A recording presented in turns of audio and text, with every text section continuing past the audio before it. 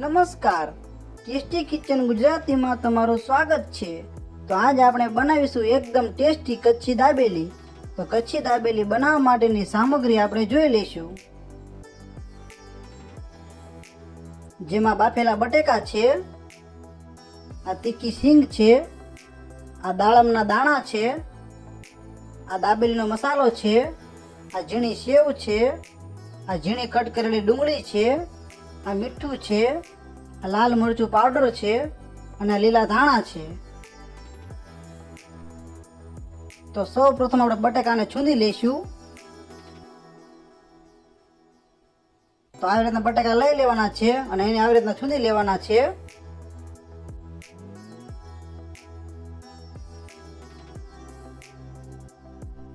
તો આપણે બટાકાને આવી રીતના છૂંદી લીધા છે। તો હવે આપણે દાબેલીનો મસાલો છે તેમાં થોડું પાણી ઉમેરીને મસાલાને સારી રીતે મિક્સ કરી લઈશું। તો આવી રીતના પાણી લઈ લેવાનું છે અને મસાલાને સારી રીતે મિક્સ કરી લઈશું।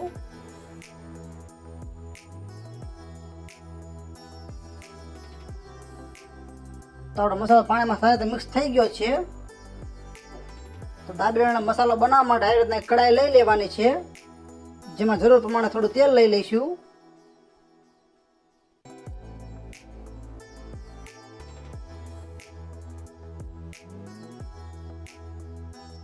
આ તેલને થોડું ગરમ થવા દઈશું।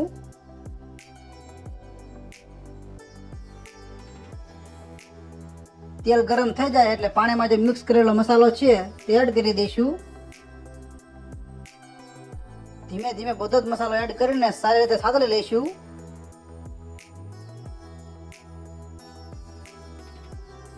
ગેસને મીડિયમ કરી નાખશું। પછી તીખાસ પ્રમાણે લાલ મરચું પાવડર ઉમેરીશું।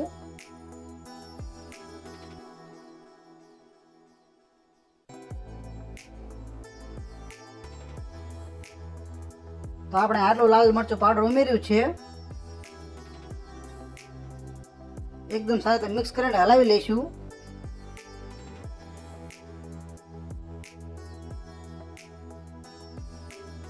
પછી સ્વાદ પ્રમાણે મીઠું નાખી દઈશું।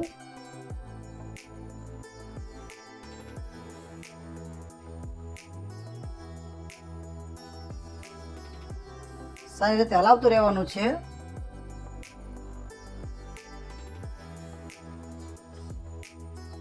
પછી સુંદેલા બટાકા છે તે એડ કરી દઈશું।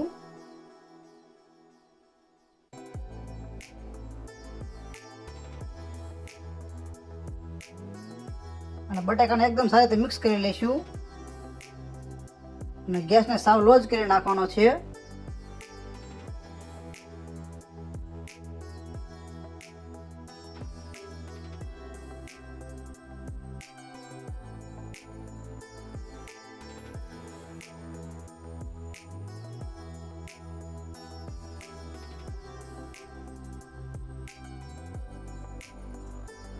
તો હવે આપણે ગેસ બંધ કરી દઈશું અને ઉપરથી મસાલા સિંગ ઉમેરી દઈશું।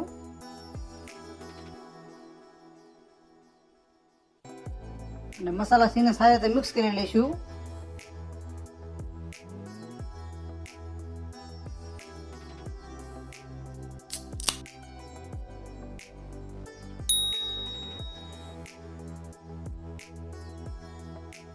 પછી ઉપરથી લીલા ધાણા નાખી દઈશું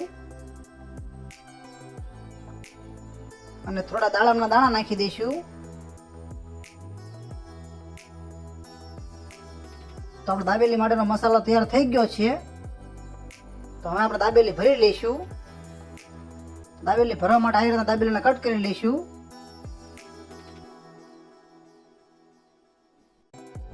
એક સાઈડ લીલી ચટણી લગાવી દઈશું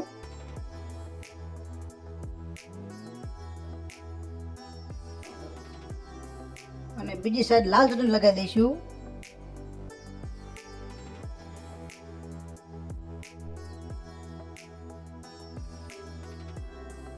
અને હવે દાબેલીમાં મસાલો ભરી લઈશું।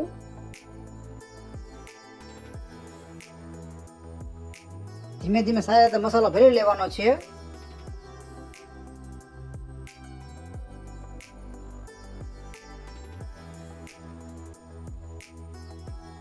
ઉપર થોડા દાણા નાખી દઈશું। થોડી મસાલા સિંગ નાખી દઈશું, થોડી ડુંગળી નાખી દઈશું અને થોડી સેવ નાખી દઈશું અને દાબેલીને સારી રીતે દબાવીને બંધ કરી દઈશું.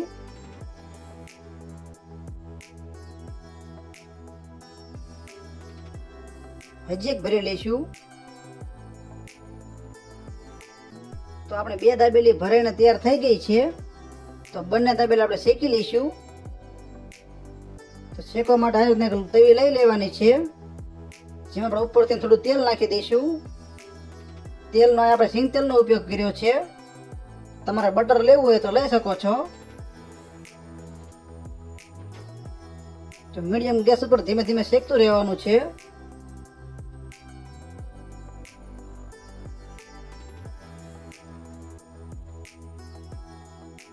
દાબેલીને બધી બાજુ ધીમે ધીમે શેકી લઈશું.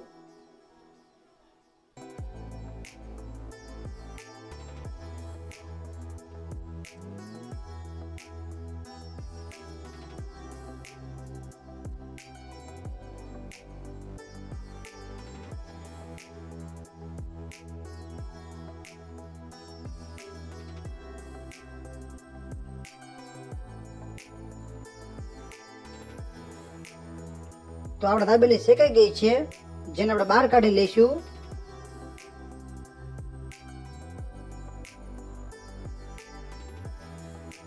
અને દાબેલીની ફરતી બાજુ સેવ લગાવી લઈશું.